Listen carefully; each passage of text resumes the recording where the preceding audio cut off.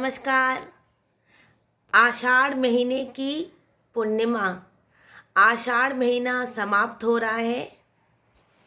आषाढ़ महीने की पूर्णिमा 10 तारीख को है। आषाढ़ महीने की पूर्णिमा आज मैं आपको सरल तरीके से आषाढ़ महीने की समाप्ति होने वाली है और आषाढ़ महीने की पूर्णिमा की मैं सरल तरीके से आपको पूजा करके, बहुत सरल तरीके से, जिनका हर पूर्णिमा का व्रत रहता है और सत्यनारायण की कथा करते हैं, उनको मैं सरल तरीके से आषाढ़ महीने की पूर्णिमा के पूजा बताऊंगी।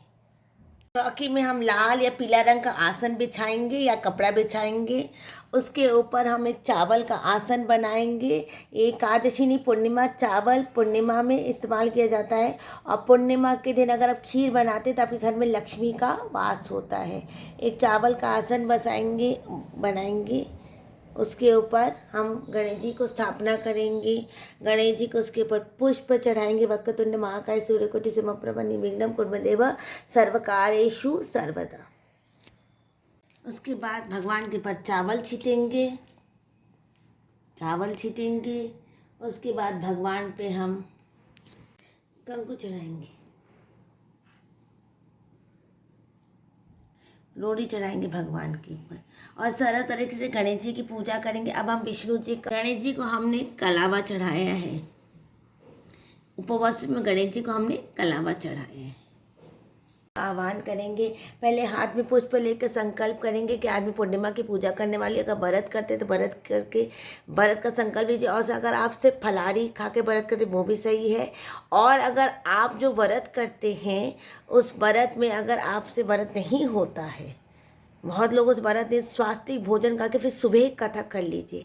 शाम को फिर आपको अगर कथा करनी है तो आपको पूरे दिन फलाहारी खाना ही खाना पड़ेगा। ये संकल्प करके अगर आप विवाहित हैं तो पति का गोत्र अविवाहित नहीं है तो पिताजी का गोत्र संग ये पुष्प भगवान के सामने हम रखेंगे। विष्णु जी का आह्वान करेंगे, लक्ष्मी जी का आह्वान करेंगे। सरल तरीके से आषाढ़ महीने की शुक्ल पक्ष की पूर्णिमा उसी दिन की जाती है व्रत की, जिस दिन पूर्णिमा में चंद्र का उदय होता है। पूर्णिमा तिथि में चंद्रमा का उदय, तो ये हो रहा है 10 तारीख को। 10 जुलाई को है आषाढ़ महीने की पूर्णिमा। उसके बाद हम भगवान को, पूर्णिमा है तो सफ़ेद तुलसी पत्ता चढ़ाएंगे भगवान को। पहले हम विष्णु जी को हम चंदन चढ़ाएंगे। आपके पास जो भी हरी चंदन, गोपी चंदन, जो भी चंदन हो आप भगवान को चढ़ा सकते हैं। भगवान के चरण में हमेशा चंदन चढ़ाना चाहिए। चंदन में हम चंदन चढ़ाएंगे। माँ को हम, अगर हरी चंदन है, सफ़ेद चंदन है तो वो है तो हम माँ को सिंदूर चढ़ाएंगे। माँ को हम, लक्ष्मी जी के साथ में हमेशा गायत्री में पूजा करनी चाहिए। कहते विष्णु जी के साथ अगर लक्ष्मी जी आती तो आपके घर में सुख, संपत्ति, ऐश्वर्य आता है। भगवान को मैंने जनोई जोड़ा चढ़ाया है। उपवास में माँ को हमने कलावा चढ़ाया है। आपके पास अगर कोई धोती या कुछ हो तो आप चढ़ा सकते हैं। पूर्णिमा के दिन तुलसी की भी बहुत पूजा करनी चाहिए। तुलसी की पूजा करने से बहुत ज़्यादा ही पुण्य लगता है। अब जो सत्यनारायण की कथा है इसकी भी हम पूजा करेंगे। पुष्प चढ़ाएंगे, इसको पुष्प चढ़ाएंगे और संकल्प करके कथा करेंगे। गणेश जी को भी हम पुष्प चढ़ाएंगे।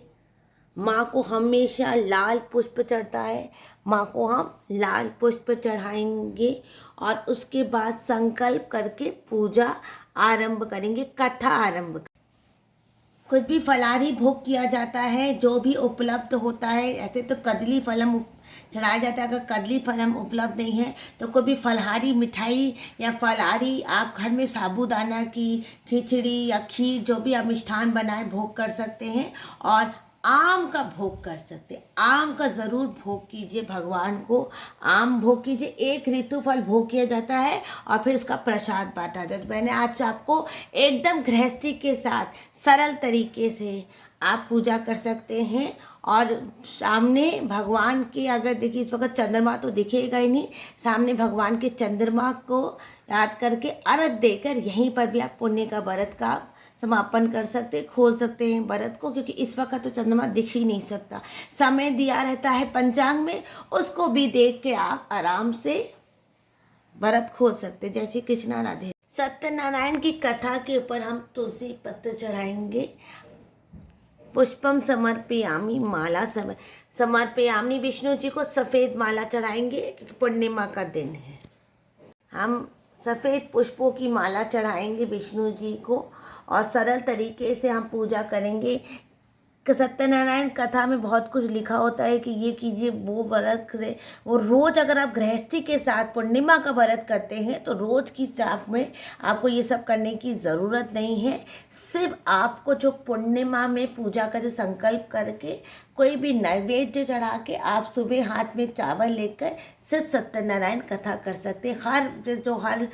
हर महीने की जो पूर्णिमा करते हैं लोग, उन लोगों के लिए रोज़ वो मंडप बनाने की ज़रूरत नहीं है। कुछ भी भोग का रख के आप आराम से सत्यनारायण कथा करके पूजा कर सकते हैं। हमेशा भगवान के सामने रखा जाता है। जल आपकी पूजा का साक्षी होता है और इसी जल से आप चंद्रमा को आप अर्घ दे के संकल्प कर यहीं पर पूजा करें। अगर हर महीने चंद्रमा को आप अर्घ दे, पूर्णिमा में दी भी नहीं जाती है, बस चंद्रमा को दर्शन करके उस पूजा करके आप यहीं पर भी चंद्रमा की पूजा करके आप अपना पूर्णिमा का व्रत खोल सकते हैं। पंचांग में समय दिया रहता है, उसको भी देख के आप अपनी पूजा खोल सकते हैं। जय श्री कृष्णा, राधे राधे।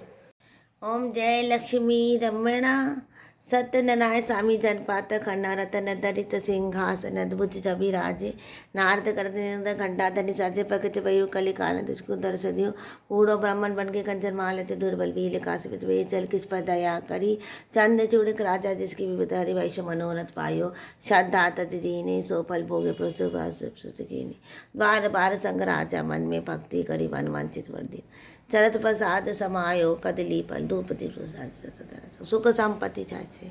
और सरल तरीके से हमने आषाढ़ महीने की पूर्णिमा की पूजा की है, बहुत ही सरल तरीके से। अब इस वीडियो को यहीं पर मैं एंड करती हूँ। कृपा करके मेरे चैनल को लाइक कर दें, सब्सक्राइब कर दें। जय श्री कृष्णा, राधे राधे।